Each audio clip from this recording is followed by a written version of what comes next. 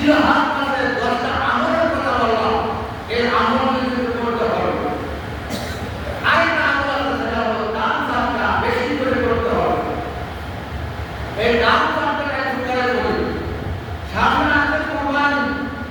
কুরবানিকে আমাদেরকে যাদের উপর ওয়াজিব কুরবানি দিতে হবে। আমরা কুরবানি করা ওয়াজিব, নামাজ পড়া ফরজ। প্রত্যেক বছরে এই কথাটা আমি বলি, তারপর আমল অনেকে করে। এটা আজকে জুমার দিন থেকে এখনো মানুষ আসে না।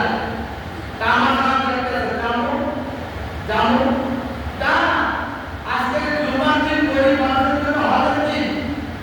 তাহলে জামু কেন? আদান হওয়ার সাথে সাথে আমাকে আগে যেতে হবে। এটা আমার দায়িত্ব, কর্তব্য। এটা আমার উপর আল্লাহ তাআলা এই দান দিয়েছেন।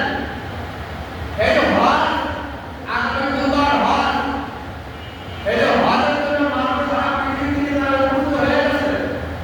অলরেডি তারা উপস্থিত হয়ে গেছে।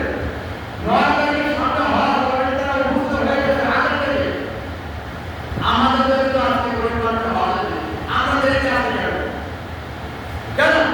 এটা আমাদের আমলের গুরু, যেটা আমরা পছন্দ করি না। আমাদের মুসলিমরা আল্লাহ হওয়ার সাথে সাথে আমরা মসজিদে হাজির হয়ে যাব। কারণ আজকে পরিমাণের জন্য হজের দিন আমরা সবাই দেখতে আসি। আহা, আপনি মাসালা বলতে জানা দরকার। বিশাল একটা গরু কিনলাম, গোলা মাল দিয়ে সমস্ত মানুষের দেখে দিলাম, এই সমস্ত বাধা জানার কাছে গরু হয় না, কোনোদিন গরু হবে না। আপনি যে কুরবানি দেবেন, 4টা জিনিস খেয়াল করবেন, 4টা জিনিস খেয়াল করবেন, 4টা জিনিস খেয়াল করবেন। নাম্বার 1, আপনার নিয়তকে আগে সহি করবেন।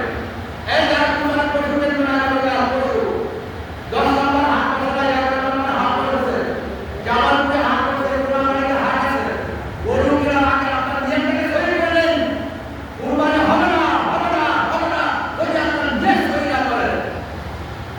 قال رب أعطنا رمضان وقال النبي صلى الله عليه وسلم إنما الأعمال بالنيات هذا عمر بن الخطاب رضي الله تعالى عنه থেকে বর্ণিত। নবী আলাইহিস সালামের প্রত্যেকটা তাদের আমলের উপর নির্ভর করে, নিয়াতের উপর নির্ভর করে। আপনি আগে নিয়াত করেন, আমার নিজের নামে আল্লাহর নামে কুরবানি করব, আল্লাহর নামে করার জন্য, মানুষের দেখার জন্য না, পবিত্র করার জন্য নয়।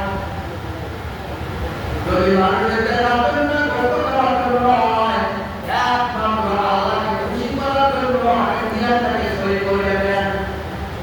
গরু হাঁটি দেওয়ার আগে নিয়াত সহি করেন। নিয়াত যদি সহি না হয়,